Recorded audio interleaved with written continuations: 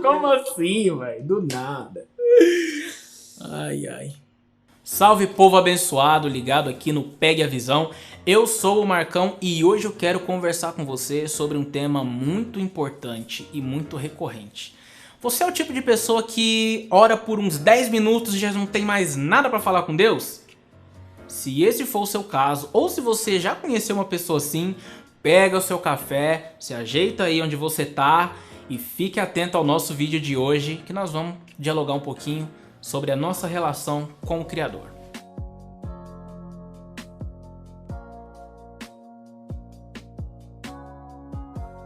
Antes de mais nada, como já é de praxe, eu vou pedir para você curtir esse vídeo, se certificar de que você está inscrito no canal e com as notificações habilitadas. Assim você fica por dentro de todos os nossos lançamentos, o YouTube sempre te avisa, você não perde nada e aí você nos ajuda compartilhando esse vídeo nas suas redes sociais, no Facebook, no grupo do WhatsApp que você tiver, e dá para colocar o link nos status também, viu? É uma ferramenta muito interessante e que traz muita gente até o nosso vídeo. Então nos ajude dando esse apoio. Sem mais delongas, vamos ao nosso assunto de hoje. Bom, uma das coisas que pode encurtar o nosso período desse diálogo com o nosso Senhor é o fato da gente não entender a importância que existe nisso. Muitas vezes nós tratamos de uma forma muito rasa e nós não damos o devido valor. Mas eu quero ver com você uma porção da Bíblia que nos fala a respeito disso. Tem muitos textos na Bíblia que ressaltam a importância da oração, mas eu quero pegar um especificamente que dá uma noção muito forte para nós do que isso significa para Deus. Olha só o que diz o texto em Apocalipse capítulo 8, verso de número 3. Aproximou-se um outro anjo e se colocou em pé junto ao altar, portando um incensário de ouro. A ele foi entregue grande quantidade de incenso para oferecer com as orações de todos os santos sobre o altar de ouro diante do trono. Olha quanta riqueza, olha como isso é levado a sério.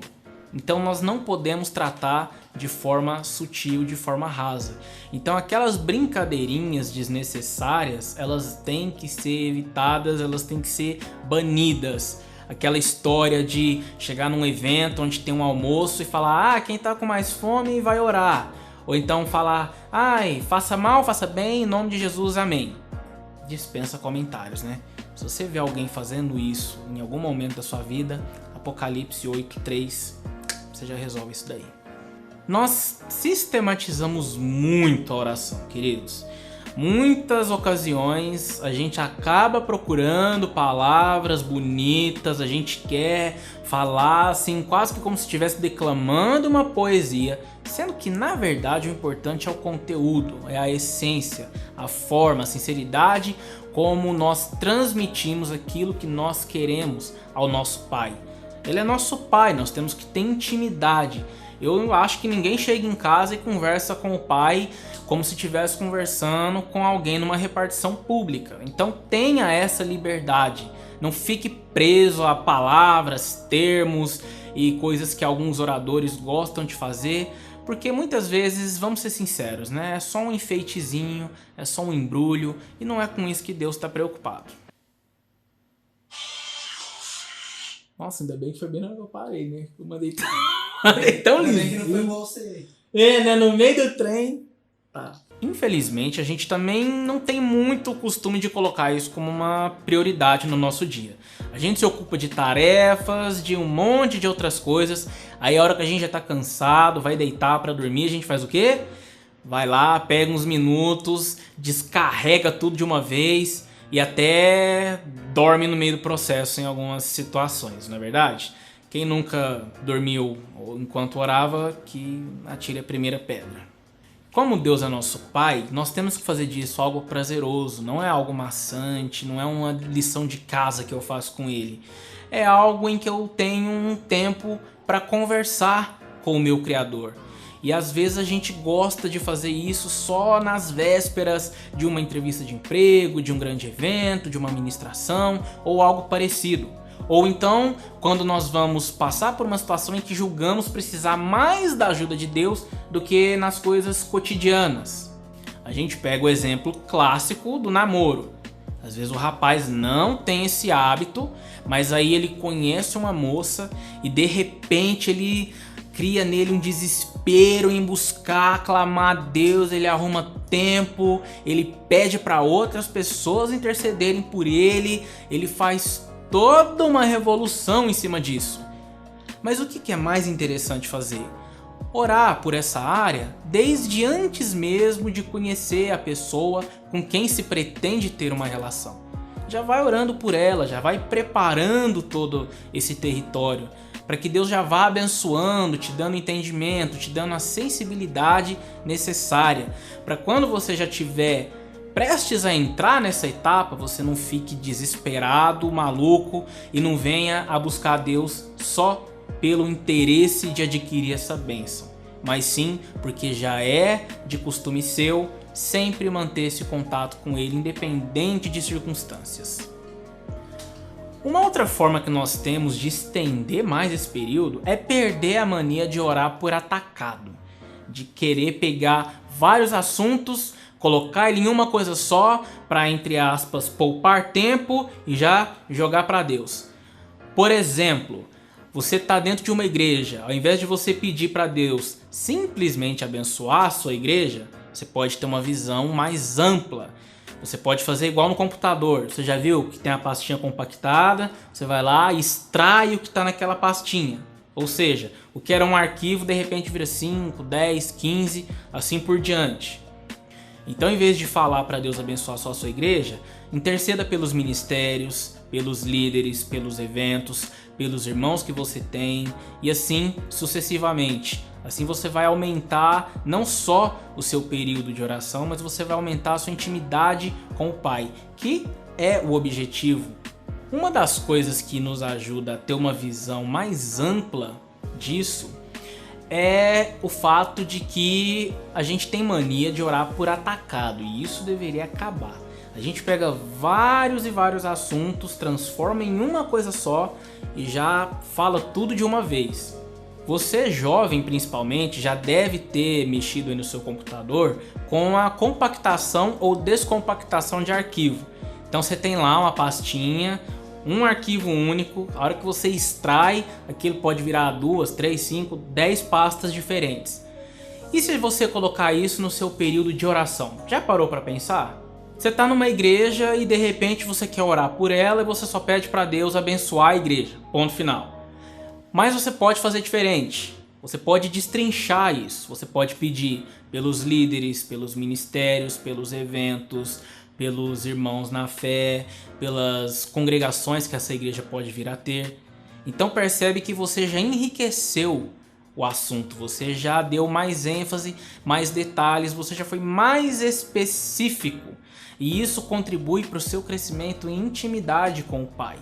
Porque eu acredito que você, com o seu pai terreno, quando conversa alguma coisa, você não gosta de ser superficial. Por uma questão de intimidade maior, pela riqueza, pelo enriquecimento da relação, você entra em detalhes para que assim você conheça ele melhor, ele te conheça melhor e você tenha esse vínculo naturalmente expandido. Nós também não devemos descansar no fato de que Deus sabe de todas as coisas e de que o Espírito Santo intercede por nós. Isso deve ser uma coisa a mais, deve ser um motivador, mas não uma desculpa para negligenciar o seu período devocional com Deus. Você deve sim agradecer a Ele por Ele ter concedido isso, por Ele se preocupar com isso, mas não deve ser algo que te impede ou te bloqueia de falar devidamente com Ele. Lembre-se de que um relacionamento ele não pode ser unilateral, não é só uma parte fazendo esforço para acontecer. As duas partes devem estar envolvidas para que isso flua de forma natural e espontânea, para ser benéfico para ambas partes. E eu gostaria também de te dar algumas dicas que eu particularmente experimentei e foram muito boas para mim. A primeira delas é a leitura do livro dos Salmos. Sim, os salmos são louvores, são poesias, Mas quando você lê eles atentamente, você vê neles uma oração por parte dos salmistas. Então você pega aí os Salmos, tem 150 capítulos. Se você quiser ler 5 por dia, você lê em um mês. Claro que o Salmo 119 você não vai querer ler ele e ir mais 4 no dia. Porém tem salmos que são muito pequenos. Então dependendo da sua velocidade de leitura, você pode ler aí uns 10 numa tacada só. Mas o importante não é a velocidade com que você vai ler. É a atenção que você vai prestar, o que você vai extrair daquilo para então enriquecer aí esse diálogo com Deus. E você vai ficar surpreso. Porque vai ter alguns salmos que você não vai nem acreditar na coragem, na ousadia, na intimidade que aqueles homens apresentavam a falar com Deus. Algumas são até bem chocantes, mas também te encoraja a fazer igual. Muitas vezes também já me perguntaram o que eu acho de fragmentar a oração. Olha, se você não consegue pegar um período do dia e já estender por ele, não entendo que seja algo mal. Você dá uma distribuída aí durante o seu dia, você pegar vários momentos para interceder. A Bíblia fala que nós devemos orar sem cessar. Então é bom, é legal, é saudável você pegar várias partes do dia ali para trocar essa ideia, para manter isso durante todo o período em que você está aí em atividade no seu cotidiano. É uma boa e eu recomendo para você. Como não podia faltar, claro, existem algumas leituras que você pode fazer para te ajudar.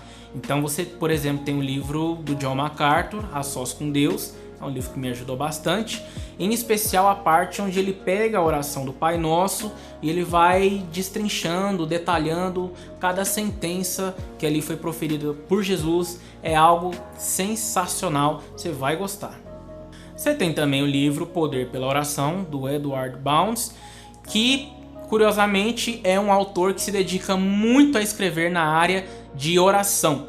Ele tem uma série de livros inteira dedicado a isso, a maior parte do que ele escreveu é voltada para isso. Então pode adquirir que você não vai se arrepender. E até se um dia você quiser ofertar na vida de alguém esses livros, essas coletâneas, você pode pegar um dos meus contatos aí, eu te passo as informações necessárias, sem nenhum constrangimento eu vou receber esse presente também. Você não acha, né, que eu vou deixar passar uma chance dessa. Por fim, mas não menos importante, eu devo te alertar sobre algo. O estudo teológico não substitui o seu período devocional. Não adianta você querer ser alguém que lê bastante coisas, que estuda bastante materiais, mas que negligencia a sua relação íntima com o Pai. Uma coisa não compensa a outra, de forma alguma. Existe uma citação que é atribuída a muitas pessoas, eu não sei ao certo quem diz para quem, mas ela conta de um homem que perguntou a um homem de Deus o que era mais importante, estudar ou orar? E esse homem respondeu: o que é mais importante para um pássaro, a sua asa direita ou a sua asa esquerda? Ou seja, se essas duas asas não estiverem se movimentando de forma harmônica, não vai resolver muita coisa e esse voo não vai ter o equilíbrio necessário para se fazer bom. Eu espero que esse conteúdo tenha te abençoado. Já deixa aí seu comentário, o que você achou, qual que é a sua experiência nesse assunto. Se você lembrou daquela pessoa que já te questionou sobre isso, manda esse vídeo para ela também. E como já é de praxe, deixa o seu like, faça a sua inscrição. Bem nessa hora, velho. Curta a página, faça a inscrição. Não, curta o vídeo, deixa o seu like, faça a inscrição. Isso que eu confundi. Voltando. Eu espero que esse vídeo tenha te abençoado. Se você lembrou de alguém em especial, com quem você já falou sobre isso, manda esse vídeo para essa pessoa. Deixa aí nos comentários a experiência que você já teve com esse assunto. Interaja conosco, é muito importante ouvir o seu feedback. E como já é de praxe, se você gostou desse vídeo, deixa o seu like, faça a sua inscrição, curta a nossa página e pegue a visão. Então, você fica namorada, você arruma tempo para orar, desesperadamente, você clama pelo sangue do Cordeiro, pela unção que você... Pelo rosa de Sarão. Aí você clama, você pede a Deus, você pede uma chuva de unção, você bebe óleo, sobe no monte, faz todas as loucuras. Bebe água com mirra, tudo para ter sua bênção, tudo para ter seu chuchu. Você sabia que a expressão do chuchu, ela não é por causa do chuchu, do varejão? Ela é do francês, é mon chuchu. Traduzido para nós aqui seria minha querida.